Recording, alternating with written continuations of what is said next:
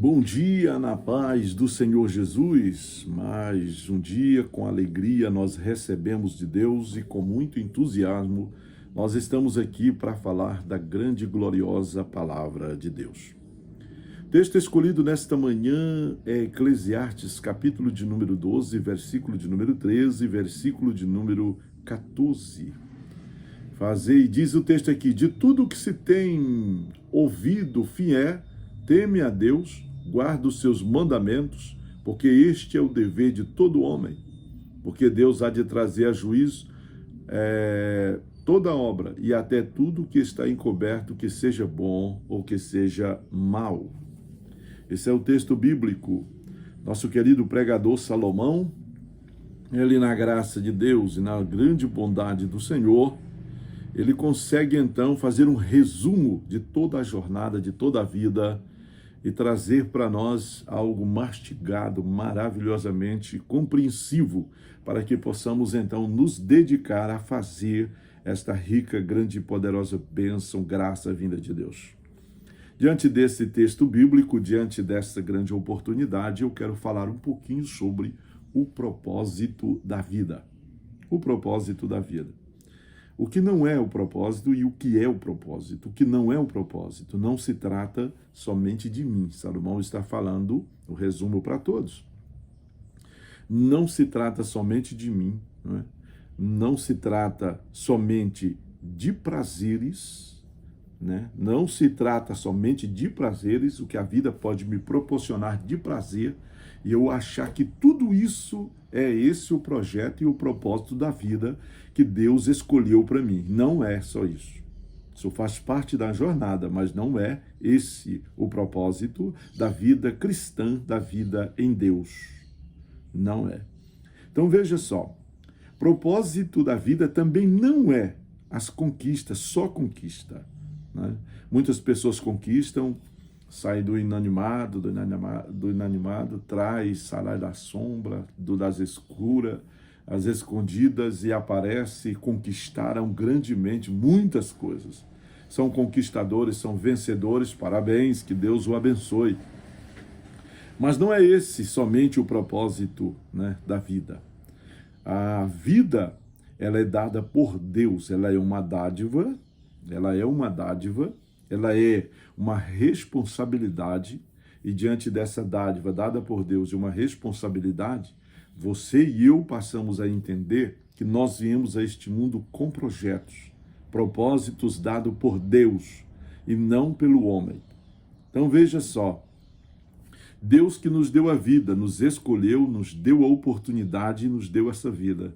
Você está de pé vencendo porque Deus é misericordioso, bondoso e eterno para contigo, para comigo e para com todos. O que não é também os prazeres, o que não é somente as conquistas, o que não é só a glória dos homens, alguém está se vangloriando, batendo no peito, dizendo eu sou, não é só isso o projeto da vida ou o propósito da vida. O propósito da vida aqui, ele vai mais além. E eu entendo aqui que, como diz o texto de Atos dos Apóstolos, que Deus dá a respiração e a vida a quem Ele quer, como é o caso aqui em Atos, capítulo de número 17, o versículo de número 24 e 25.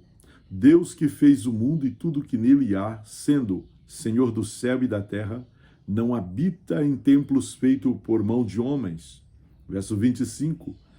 Nem tampouco é servido por mão de homens, como se necessitasse de alguma coisa, pois ele mesmo é quem dá a todos a vida, a respiração e todas as coisas. Então eu percebo e entendo que a vida tem um propósito, e o propósito da vida para você e para mim é, de fato e de verdade, honrar, amar e servir a Deus acima de todas as coisas. Então, por quê? Porque primeiro é Deus que te dá a vida. E a vida é uma dádiva de Deus, é um presente de Deus para você. Você pode às vezes até dizer, mas a vida me pregou muitas peças, me prega muitas peças. E eu vivo não tão bem. Eu estou aos trancos e barrancos. Eu estou ao arrasto. com pessoas que estão me ajudando a caminhar, eu não consigo caminhar. Então, como a vida é bela, como Deus escolhe algo para mim? Será que de fato foi Deus que escolheu onde você está vivendo e o que você está vivendo? É um fato, foi Ele que escolheu, ou você não tem a liberdade de escolher?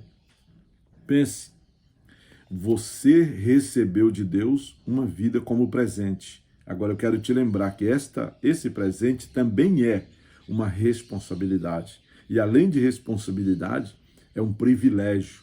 E além de privilégio para você e para mim, a vida, ela é também uma oportunidade. Por que na oportunidade? Porque eu tenho escolha e condições, e na oportunidade eu posso aprender o que é bom e o que é ruim. Excluir, abrir mão do que é ruim, não praticar e praticar o que é bem. E o que é ruim?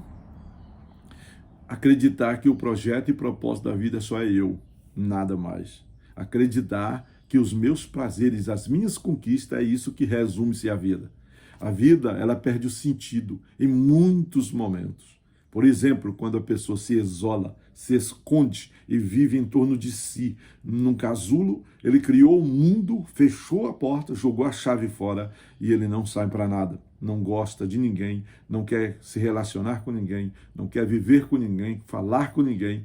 Então, essa vida, para ele ali naquele momento, ela está perdendo o sentido. Da mesma maneira que as grandes conquistas nos levam para fora do sentido da vida. E eu passo a viver como escravo e não como livre ou como liberto. Porque aquilo que eu escolhi e trouxe para mim com abundância está me escravizando. E eu me torno escravo do meu trabalho, do meu emprego, do meu serviço, de todas as coisas que estão ao meu redor, eu me torno escravo.